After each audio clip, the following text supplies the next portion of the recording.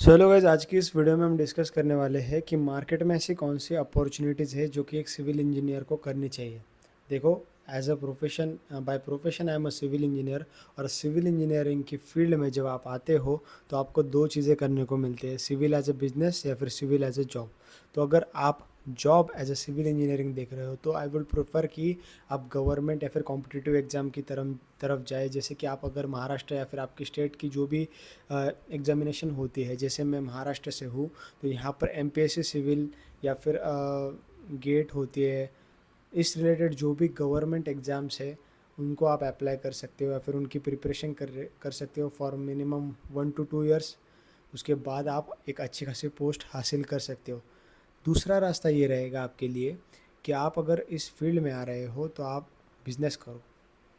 अभी बिज़नेस के ऊपर जब आप क्वेश्चन करते हो फिर टारगेट करते हो, तो बिज़नेस एक ऐसी चीज़ है जो आपको लाइफ टाइम के लिए फ्रीडम भी दे सकती है और आपका लाइफ का सबसे ज़्यादा वक्त भी ले सकती है। मैं ऐसे क्यों बोल रहा हूँ कि वक्त ज़्यादा ले सकती है?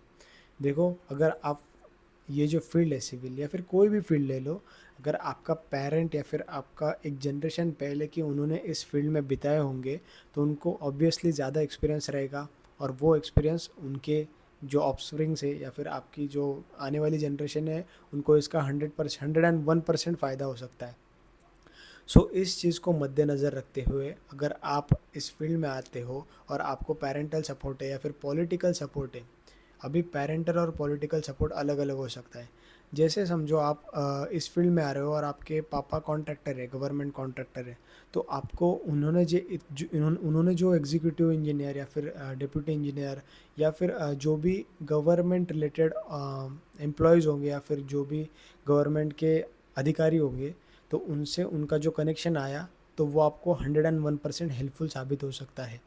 क्योंकि जो नेटवर्क होता है, सबसे बेसिक और सबसे इम्पोर्टेंट कोर कंसेप्ट कंसेप्ट इस फील्ड का यही है कि आपको स्टार्टिंग में जो नेटवर्क चाहिए होता है काम मिलने के लिए, वो आता है इन्हीं चीज़ों की वजह से। तो आपको एक अच्छी तरीके से आपको एक किक स्टार्ट मिल जाएगा आपके करियर के लिए अगर आपके पेरेंटल सपोर्ट है तो। सेकंड, अगर आप पॉलिटिकल सपोर्ट है तो, जैसे पॉलिटिकल सपोर्ट क्यों? अभी सिविल जो फील्ड है ना वो डायरेक्टली प्रोपोर्शनल है टू द पॉलिटिक्स। अगर आप इंडिया में काम करते हो, मैं महाराष्ट्र का एग्जांपल देता हूँ। महाराष्ट्र में अगर आपको काम करने हैं तो आपको सबसे पहले आपको स्टार्ट करने के लिए आपको फंडिंग या फिर कोई अच्छा सा फंड चाहिए जिसमें आप काम करो। सबसे इम्पोर्टेंटली आपको स्टार्टिंग में तो काम करना पड़ेगा, तजुर्बा लेने पड़ेगा, एक्सपीरियंस लेना पड़ेगा। उसके लिए आपको स्टार्टिंग में काम लेने के लिए आपको पॉलिटिकल सपोर्ट क्यों चाहिए? क्योंकि काम देने वाली अथॉरिटी डायरेक्ट और इनडायरेक्टली उस कहीं ना कहीं उसका कलेक्शन पॉलिटिक्स से आता है। सो समझो आप एमएलए फंड से काम उठाते हो, स्टार्टिंग का 5-10 लाख का छोटा सा काम भी उठाते हो। मिनिमम स्टार्टिंग से आप 3 लाख से स्टार्ट कर सकते हो मेरे ख्याल से।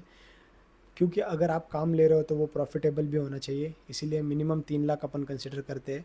तो आगे जाके धीरे धीरे आप बढ़ा सकते हो। स्टार्टिंग में ही बड़े काम उठा मिल भी जाते हैं तो मत करो, एक्सपीरियंस लो। अगर आपको, मैंने जैसे पहला पॉइंट बताया कि आपके अगर पेरेंटल सपोर्ट है तो आप बड़े काम से ही स्टार्ट कर सकते हो।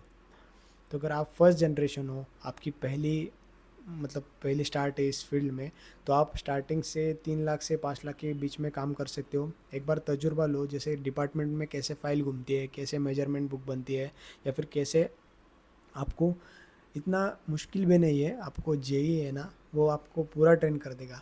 मैं आपको एक पर्सनल सजेशन देना चाहूँगा इस वीडियो के फॉर्मेट या फिर इस वीडियो के माध्यम से कि आप छोटा काम करो। स्टार्टिंग में एक बार छोटा काम कर लोगे ना तो आपको धीरे धीरे करके कॉन्फिडेंस आएगा। लेकिन for most important is network in this field.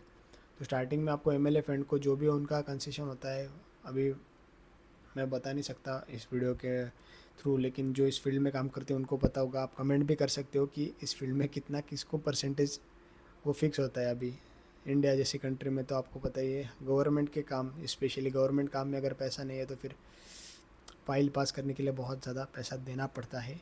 ये इस इंडस्ट्री की, मैं बोल सकता हूँ कि ये रियलिटी है। तो स्टार्टिंग में आपको छोटे से स्टार्ट करना पड़ेगा, धीरे धीरे जाके आपको। तो ऐसा है बॉस। अगर वीडियो पसंद आता है, आपको कुछ डाउट होता है तो आप वीडियो के नीचे कमेंट कर सकते हो। एक्चुअल में मेरा एक्सपीरियंस बताता हूँ। स्टार्टिंग में मेरे को छोटे काम मिले थे, धीरे धीरे करके मैंने नेटवर्क बढ़ाया। देखो, आप मैं एक पर्सनल सजेशन दूंगा, चलो आप, मैं एक सीरीज़ बनाता हूँ जिसके ऊपर आप गवर्नमेंट कॉन्ट्रैक्टर के रिलेटेड जो जो है वो सवाल या फिर उसके ऊपर वीडियो बनाते चलूँगा। सो इस वीडियो में इतना ही रहेगा कि आप में मैंने जो समरी बताई, आप एक तो आप गवर्नमेंट एग्ज़ाम्स प्रिपेयर करके एक अच्छा खासा सेटल लाइफ जी सकते हो। मैं तो उसके लिए फ़र्स्ट प्रायोरिटी आपको वही दूंगा, क्योंकि गवर्नमेंट का इनकम भी स्टेबल होता है और ग्रोथ भी धीरे धीरे हो जाती है। तो फर्स्ट प्रेफरेंस शुड बी, और अगर आप कॉलेज में हो तो गवर्नमेंट जॉब के लिए प्रिपेयर करो सिविल इंजीनियरिंग में।